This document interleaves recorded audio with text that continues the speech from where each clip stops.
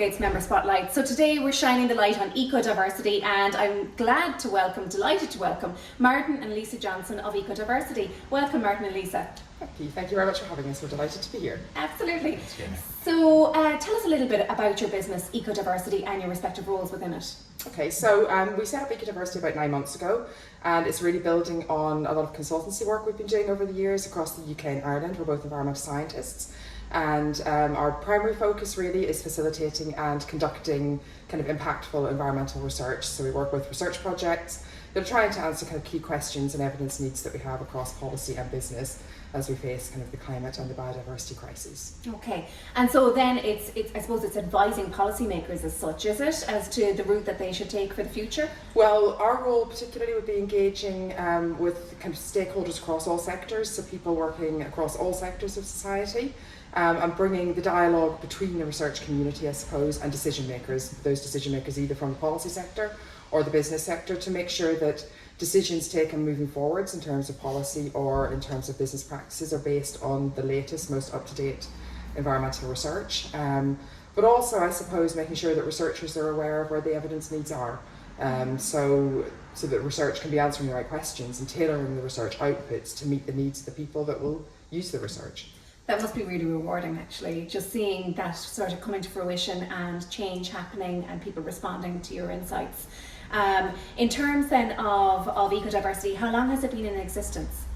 So the company was founded in July of last year, so we're kind of early stage, but yeah. I suppose it's continuing the work that we have been doing for a number of years since we both started as environmental scientists at university. I stayed on. I was an academic up until 2018 when we moved over to Ireland. Lisa's been working freelance for longer than that, but it's it's bringing together all those years of experience in this space into a company that has a bit more focus and a bit more sort of direction in terms of what we're trying to achieve. We're really a growing space at the moment.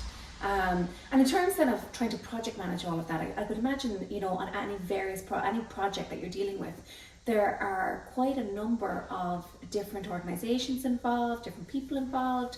Can that be challenging as such? How do you bring everybody on the journey with you? I mean, that's one of the most challenging things, and more generally in terms of dealing with climate change and the biodiversity crisis, the solutions will be people focused, they need to be people focused. So, we do very much, our core philosophy really is working with people from all walks of life and all sectors, because everybody needs to be in this space. So it's challenging, but it's also very rewarding. We're very passionate about sustainability. I mean, we started as environmental scientists long before it was all over the media the way it is now. It's great that it's got the traction, but it's challenging and rewarding in equal measure, I would say. Yeah, and so in terms of, I suppose, the heating up of this sector as such, how are you going to be able to handle that in terms of your organisation? Is there a strategy there for growth? Because I can imagine the amount of people that are coming to your door saying, we need you to work on this. It must be incredible, and it will be growing over the coming years. So what's the plans in terms of your development? Yeah. Okay, so we are, one of the things we're starting to work on at the minute, we're really keen, I suppose, to bring a local and regional focus to what we're doing. At the minute, we're working in some kind of big national projects, but and we've done a lot of work with EU projects on the international scale. But we're quite keen to do some regional focused work. So one of the things we're just starting actually is a feasibility study, focusing in the West Cork region. We're very lucky here. We have a very temperate climate and things, and West Cork stands to be quite resilient, I think, in terms of future climate impacts. So we're looking at the potential to grow novel crops in West Cork that might, crops that have potential to store a lot of carbon or absorb a lot of carbon from the atmosphere, which will help mitigate climate change, but also crops that are suited to what our future climate might look like in 10, 20, 50, 100 years' time. The climate models are starting to predict this with increasing certainty. There's still a lot of uncertainties, but we know the climate's changing, and potentially we need to be thinking about what can we grow here that's adapted and resilient to the future climate as opposed to today's climate, but also that could generate a viable, sustainable and sufficient income for landowners, you know, like Yes. landowners are the stewards of the land, and with that comes responsibility, it comes challenge, looking after, you know, water quality, biodiversity, everything else, but ultimately everybody needs an income. So we're quite excited to be starting a feasibility study looking at potential novel crops in West Cork. So we've already partnered with some local landowners and foresters, and we're just getting going. It's very early stages and we can't Really preempt any interesting. results, but yes, that's quite an exciting opportunity. And that education piece that comes on foot of that, you know, this is a way of farming as well, and it can be sustainable, it can provide a good income as well as being very environmentally friendly, which is phenomenal. Is that being done in other areas of Ireland, or is it being done on an international footing? Yeah, I think that, I mean, there are lots of specific projects going on all over the place on different aspects of addressing you know, net zero and biodiversity challenges. Some of them are government driven, some of them are sort of commercially driven. I suppose one of the challenges in terms of scalability that you were talking about is how do you go from individual projects doing good things to bringing that together into a whole coordinated action to respond to the crises that we face and the transition that society and economy needs to go through. So I think there's lots of great activities going on. There's amazing research going on. You know, the research base is growing really rapidly in the environmental space. So our knowledge is, excuse me, is growing and adapting and changing and learning really quickly. And obviously there's a great demand for the application of that, both commercially and in terms of the policy sector.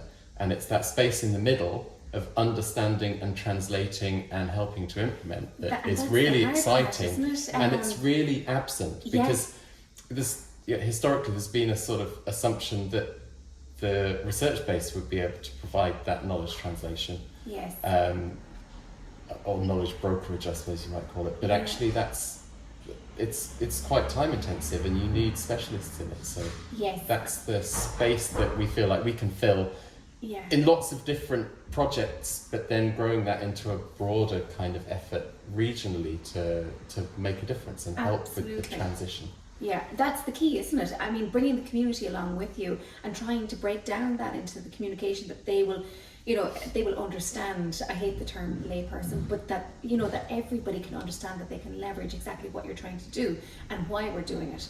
And that's a particular challenge, but I think that can be overcome in the next year or two, because I think an awful lot of projects that we are seeing being funded, such as our own CCAP challenge that we have here in terms of retrofitting properties, again, is breaking down that information and making it digestible to the people within the community, so they know exactly when they're looking at their house what they need to do to their house in order to create those upgrades that will give them the energy efficiency into the future. So yeah, it's a challenge for sure, but one that I think an awful lot of people are tackling, and that's a very exciting project. So best of luck with that in terms of getting that off the ground now over the next year. So in terms of Ludgate then, how long have you been members here? So we've been here since June 2019, I think it is, quite a long time now. So I mean, the Ludgate ecosystem is great for this because, again, you know, we need to work with people across all different sectors doing the creative arts industry is one example that's really important in this space, because communicating with a whole network of people, you need innovative communication methods, and scientists aren't always renowned for their excellent and kind of, you know, the communication that resonates with people. And we're very keen, I suppose.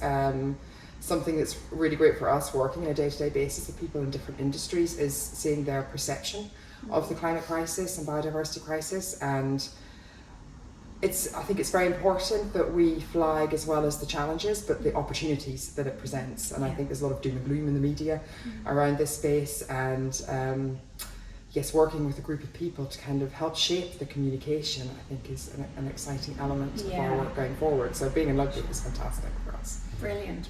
Delighted to hear that. Yeah, go for it. I might just talk about a project that we were involved in a few years ago when we worked at the University of East Anglia in Norwich, called Blue Futures, where we coordinated an effort facilitated an effort across the kind of whole stakeholder community around the coast of Norfolk and East Anglia in the UK to think about the long-term future. So, you know, a lot of planning is on the timescale of, you know, 3 to 5 years. But actually, the idea of this project was to say, well, if we're going to make the right decisions now, we need to think about what the future is going to be like in 50 or 100 years' time, and identify where communities and organisations see the future being. Because, you know, if the future's over here and current policy is taking in this direction, then there's a huge disconnect, right? Yes. So that kind of big thinking piece around the long-term future was a really interesting project to do, and in that we involved designers and cartoonists and, you know, a whole bunch of different communication mechanisms to get people to engage with the, you know, the challenges but also the opportunities that that might come down the line. So there were people talking about mango farms on the Norfolk coast and stuff like that. You know, it's cool stuff, and you know, it's a long way from sort of coordinated action and a plan, but it was just about having a bit of a vision for what the future might be like, which, you know, we need to have our eyes open to where things are going and think about, you know, everybody can be actively involved in thinking about shaping the future, right, in a positive way, whatever's coming down the line. I think, you know, to some people it seems so huge, so vast, that it kind of scares them a little bit. You know, it does scare them, and so trying to break that down, and as you said, the visualization, getting the cartoonist in, that kind of animation piece, having the town halls, inviting in the community, breaking it down into real terms. What can you do now? What can you achieve here and now? And I think for sure, you know, the local hubs can play a part, connected hubs can play a part in helping to achieve that. I mean, there's a hub near everybody now. They're in nearly every town and village throughout Ireland. And so I do feel that there's a place for them to get involved, as well as all of the other organisations that are doing fantastic work. But it can be that intersection, it can be that connector that brings people and community together. So ecodiversity, thank you so much, Lisa and Martin, for joining us this morning. You're very welcome. Pleasure. Great to talk to you. Thank you. Okay.